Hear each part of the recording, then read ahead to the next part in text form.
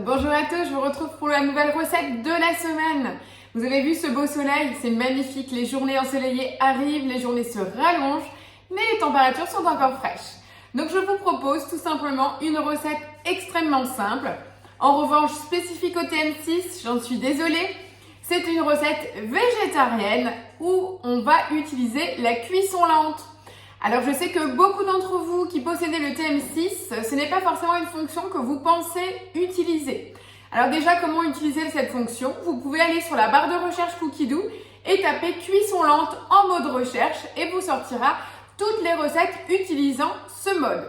Qu'est-ce que c'est comme mode? C'est un mode de mijotage où le couteau ne va pas tourner tout le temps et va permettre de conserver vos morceaux intacts. Puisque là, je vous propose en fait un curry de pois chiches et d'épinards. Donc, vous imaginez bien les pois chiches en cuisson lente, histoire qu'on n'ait pas une bouillie. Ça peut être plutôt sympa. Donc, je vous propose cette recette-là puisqu'on est encore sur les feuilles d'épinards du jardin. Et voilà, dernière récolte du jour. Donc, elles sont vraiment très très belles ces feuilles, toutes fraîches. Et donc, c'est le moment de les mettre en valeur par le biais de cette recette.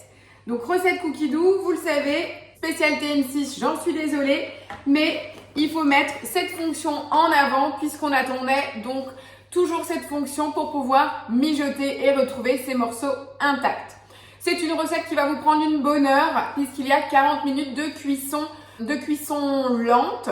C'est aussi de la cuisson basse température, il faut le savoir. Donc vous conservez vitamines et minéraux dans vos légumes. On démarre. Alors la base de la recette, il vous propose d'utiliser des pois chiches déshydratés. Si tel est le cas, vous allez devoir anticiper la veille pour les faire tremper. Moi j'ai utilisé des pois chiches en boîte, donc je n'ai plus besoin de les réhydrater.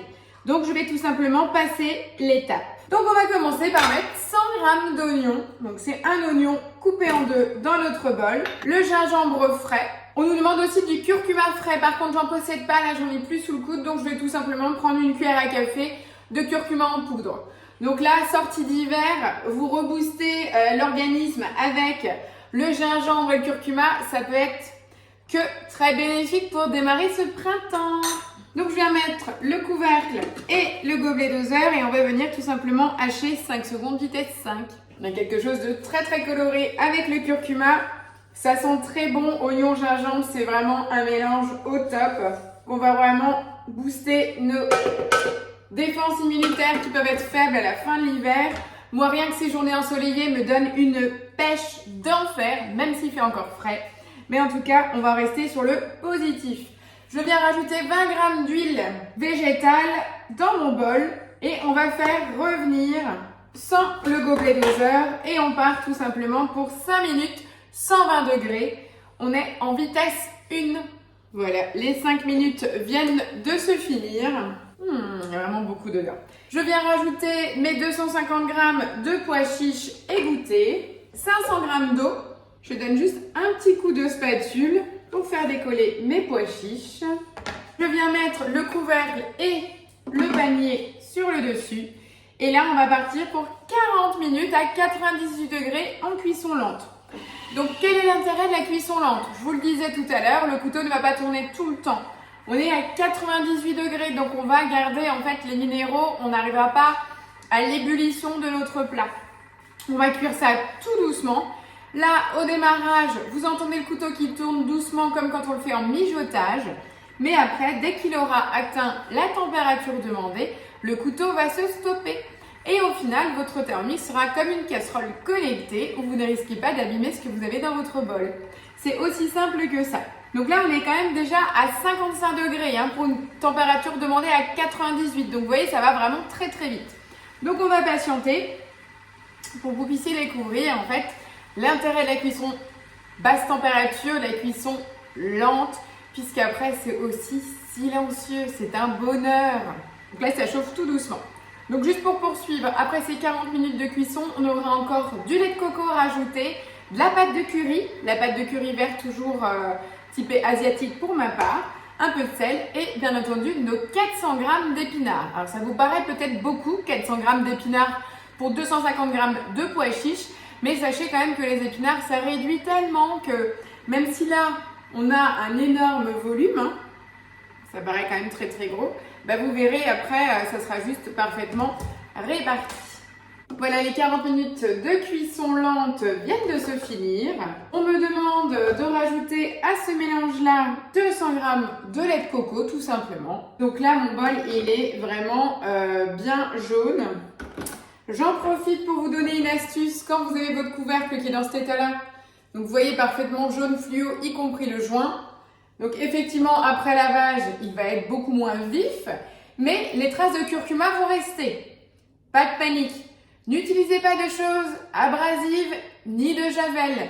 Vous patientez un tout petit peu que les rayons du soleil soient un petit peu plus puissants et vous allez tout simplement poser votre couvercle au soleil et les UV vont reprendre les pigments du curcuma tout simplement. Allez, après cette petite astuce, je viens donc rajouter mes 200 g de lait de coco.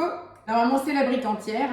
Voilà, même en essorant la brique, j'arrive à 189 g, trouvez l'erreur. Je viens rajouter du sel. Je remets le couvercle et le gobelet doseur cette fois-ci.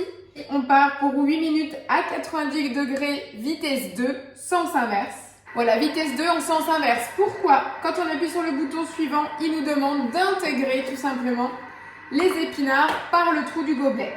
Voilà, et donc pendant ces 8 minutes, je vais venir intégrer mes épinards.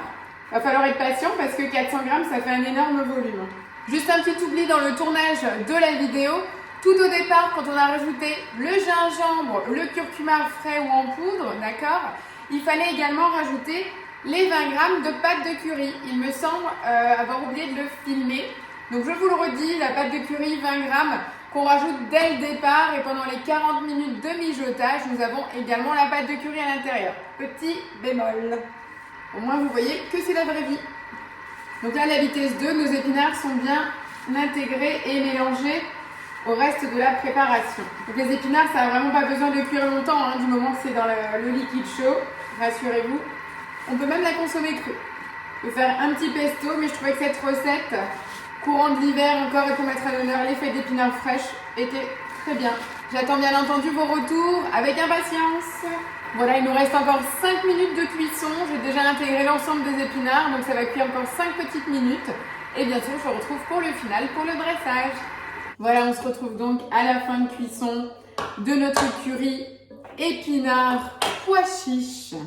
Donc notre recette est maintenant terminée. C'était pas une recette spécialement compliquée, c'est juste pour vous montrer des associations, des mélanges de saveurs et surtout des fonctions. Donc là, on retrouve bien nos pois chiches et nos épinards.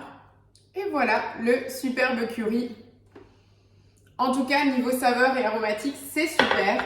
Voilà, n'hésitez pas, c'est une recette donc en cuisson lente. On conserve donc les vitamines, nos épinards sont que très peu cuits. On a une belle texture, nos pois chiches sont bien là. On a quelque chose de savoureux et surtout de riche en saveurs et de couleurs dans l'assiette. Je vous fais une photo du gros plan de l'assiette. N'hésitez pas à m'écrire en commentaire vos retours et surtout si vous l'avez testé. Allez, c'était la recette végétarienne, cuisson lente de la semaine. À la semaine prochaine pour une nouvelle fonction. Bonne semaine à vous. Ciao, ciao.